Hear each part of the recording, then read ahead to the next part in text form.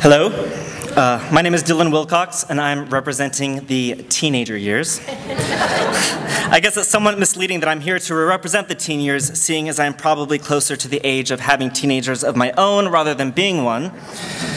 Though now I live in Los Angeles, I did grow up in this church as a teenager, and when Sonia invited me to share what a profound effect this had on me, I leapt at the chance. As we've heard today, coming out experiences throughout the generations have been complex and difficult. This being the season of the summer blockbuster, I wish I could end things with a coming out story that tops all the others. A story of suspense, heartache, maybe a little fire, brimstone. But my story is a little light on the drama. I had the good fortune to grow up in an open-minded and nurturing atmosphere. And while the internal struggle was difficult for me, I had the support from my family and this church to make my journey, in hindsight, a pretty easy one. Many of my friends are dumbfounded when I tell them my experience growing up UU. The look on their faces when I get to tell them I got my sex education at church, now called AL, is priceless. I especially love the reactions of my gay friends who grew up Mormon. What do you mean you got to watch film strips of guys doing it in Sunday school? And while perhaps the film strips themselves were outdated, the message is not. A loving, respectful relationship is a beautiful thing, no matter who it is that you love.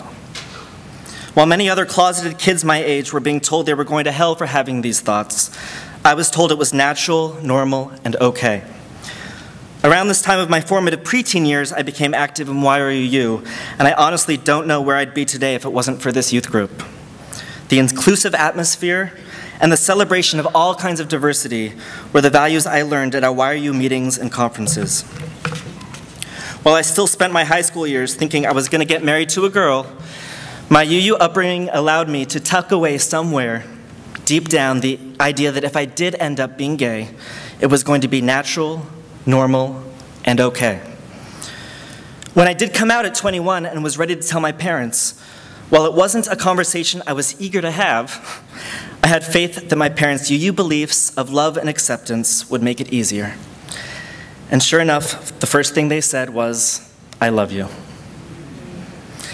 3 years ago, I started volunteering at the Trevor Project, which is a 24-hour suicide prevention and crisis helpline for LGBT and questioning youth. And one of my first calls was from a 15-year-old boy who said this: "I just lie awake at night wondering what it's going to feel like to burn in hell for eternity." I doubt there's such a thing as UU guilt, but I always felt I had got off easy on the whole coming out thing. And I wanted to give back to the community and be there for people who weren't raised as I was. When these kids call the Lifeline and talk about their struggles with their family and community, the subject of religion undoubtedly comes up.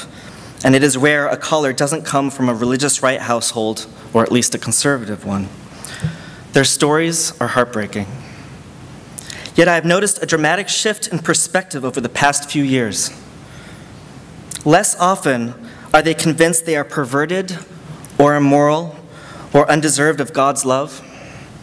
The struggle of coming out seems to have shifted more and more from the internal to the external. I often ask, what is your personal relationship with God? And I often hear, I know God loves me and made me this way for a reason. It's my parents or family or school or town that is driving me crazy. Clearly, there's much more work to be done. Yet, what a thrill it is to see that the tide is changing.